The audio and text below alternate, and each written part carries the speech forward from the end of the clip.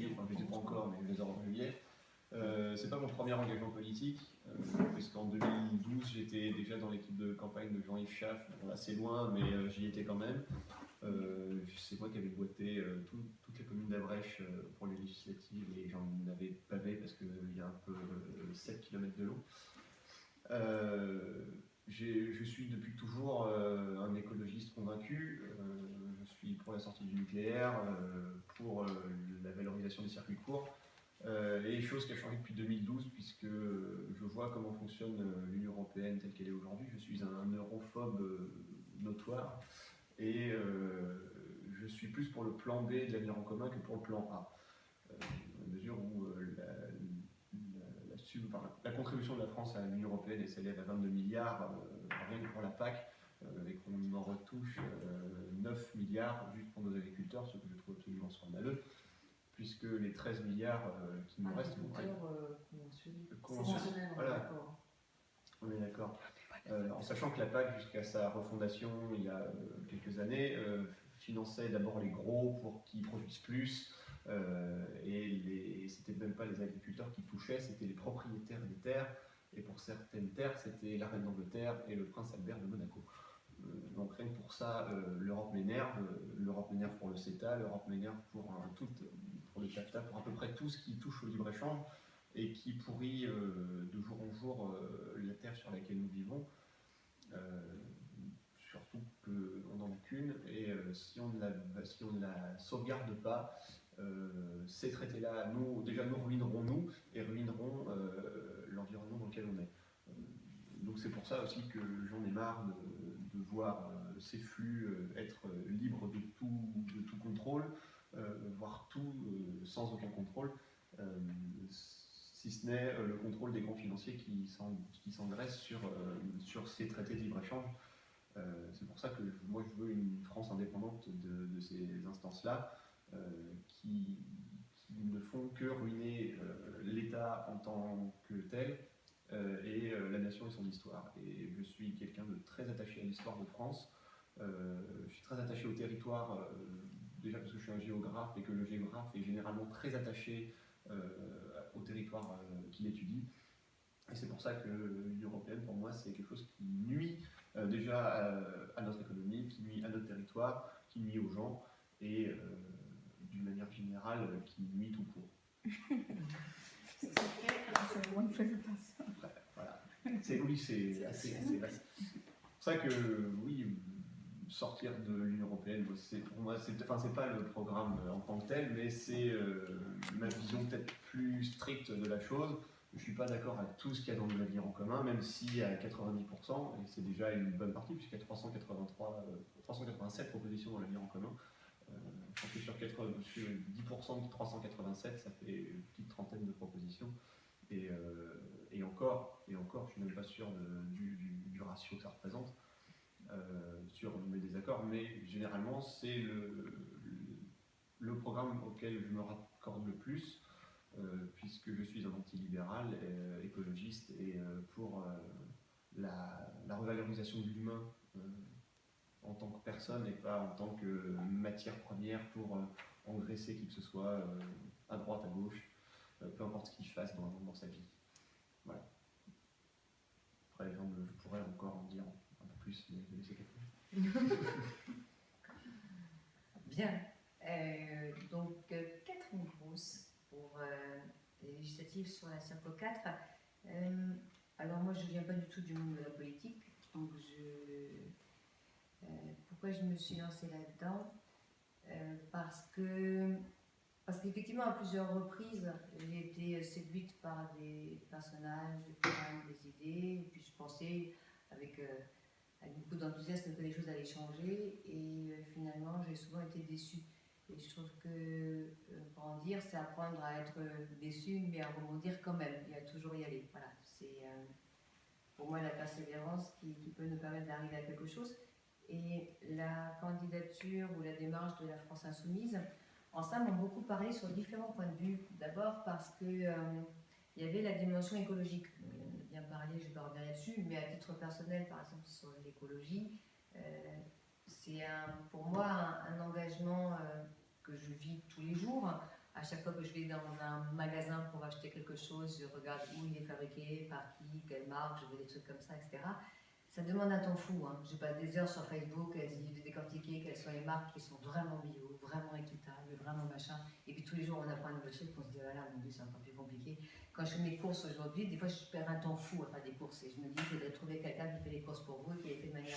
Voilà, ça créerait des emplois. Voilà un boulot. Ouais, ouais. Et donc, acheter, c'est être responsable. Travailler, c'est être responsable et écologique dans toutes ces actions aussi. C'est ce que j'envoie plutôt un papier qu'un email, etc. On se complique énormément la vie à un moment donné. Et moi, je me dis justement, toutes ces questions que moi je me pose, ben, j'aimerais bien que d'autres se les posent pour moi. Voilà. Et me dire, maintenant, Catherine, ton flyer, si tu veux l'imprimer rapidement tout en restant écolo, il ne faut pas vouloir prioriser l'urgence à la dimension écologique. Et donc, voilà la solution.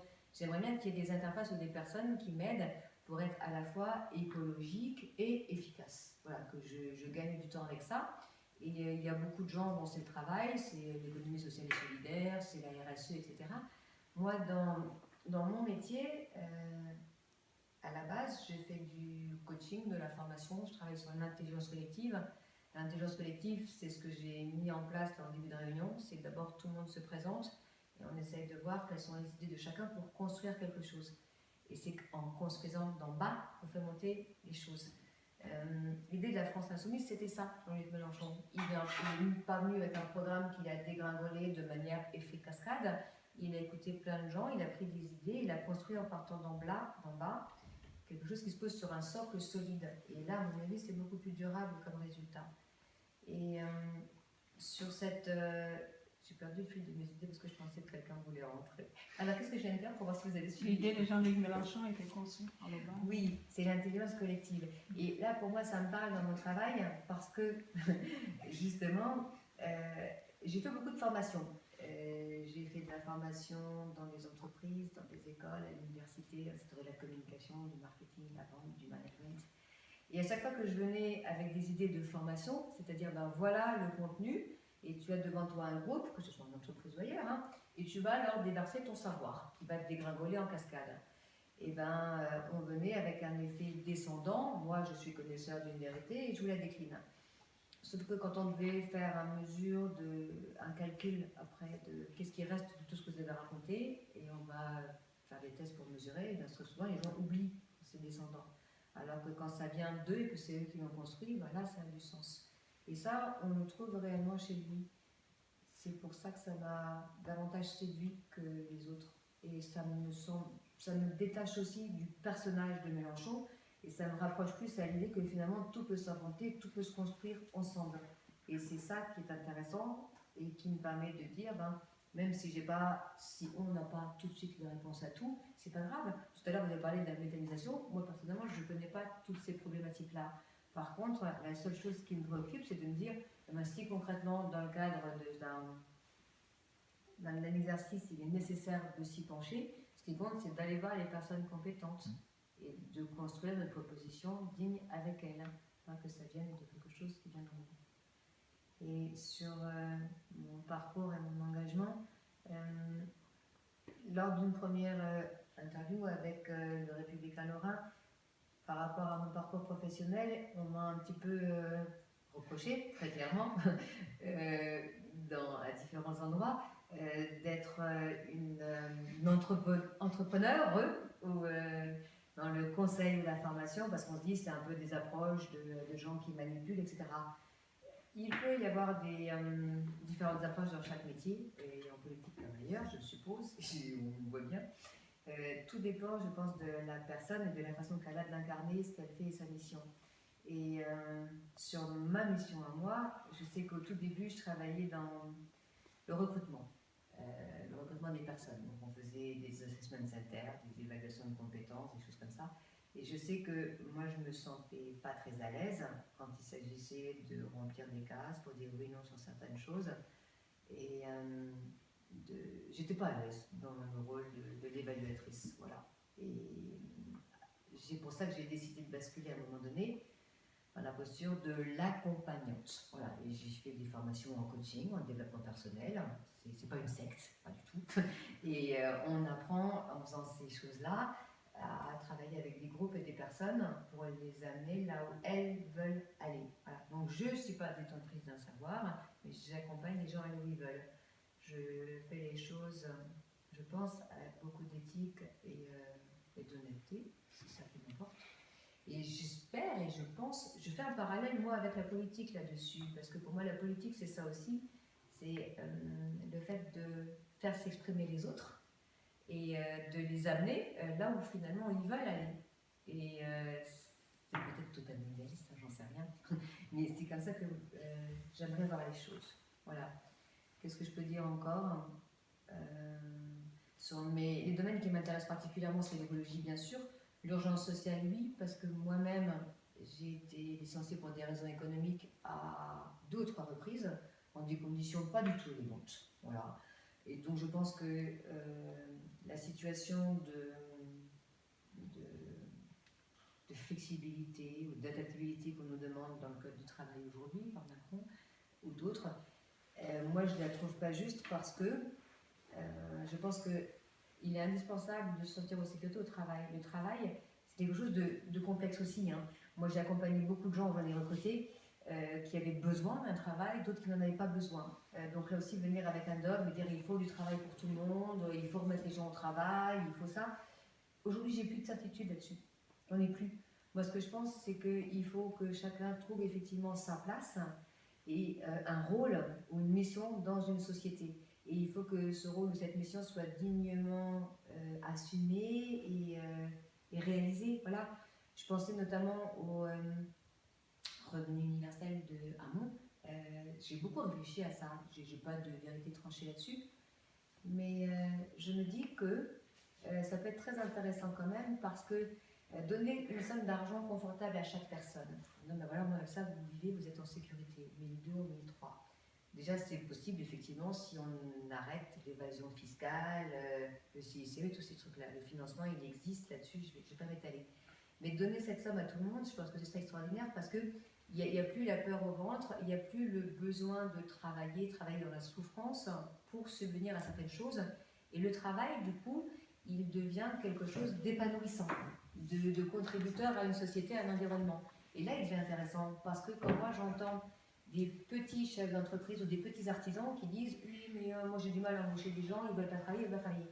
Quelquefois, ils ont raison, c'est vrai. Et moi-même, pour avoir eu des problématiques de management aussi, des gens qui travaillaient et qui n'avaient pas envie de travailler, qu'est-ce qu'on fait avec des gens comme ça? Eh bien, un petit chef d'entreprise, il n'y arrive pas. Parce qu'il est obligé de faire avec, il ne sait pas s'il doit utiliser la carotte ou le fouet, il ne sait plus comment faire, et du coup, il n'ose plus embaucher. Parce qu'il ne sait pas gérer des gens qui ne veulent pas ou qui ne sont pas en mesure de travailler comme les autres. On a tous des profils différents là-dessus.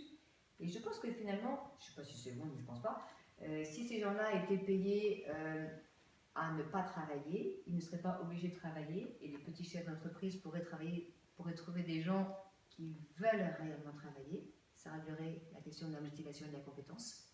Et ensuite, ces gens-là qui seraient payés, entre guillemets, ne rien faire, eh bien, pour le voir au quotidien, à un moment donné, quelqu'un qui est au chômage est payé à rien faire, il en profite quelque temps, tant mieux, ça reconstruit, mais après, il a besoin de se sentir utile. Parce que l'être humain, il a besoin de contribuer à quelque chose, et tôt ou tard, il a besoin de donner du sens, de trouver du sens, et là, il s'ouvre à une collectivité, à une tribu, à un intérêt, à un potager, autre chose, et là, il grandit. Voilà. Mais d'abord, il est reconnu parce qu'il a un revenu, parce qu'il est un être humain comme chacun, et après, il a envie de mettre en œuvre. On ne peut pas avoir envie de mettre en œuvre si on n'est rien, si on n'est pas reconnu. Voilà, c'est juste un avis personnel comme ça. Sur après, le dernier point qui, moi, me plaît, c'est les richesses de notre territoire. Je ne vais pas faire le topo sur les grosses entreprises qui gagnent plein de sous, qui ne payent pas d'impôts, qui vont dans des paradis fiscaux, etc., parce que ça va m'énerver et ça n'a pas d'intérêt. Je préfère faire un topo sur les richesses que moi j'appelle immatérielles d'un territoire. Les richesses immatérielles d'un territoire, c'est les savoir-faire, c'est la motivation, c'est les compétences, c'est les ressources naturelles qu'elles permettent de faire des projets écologiques ou autres. C'est le grand hamster d'Alsace, peut-être l'équivalent chez nous, je ne sais pas. C'est la culture.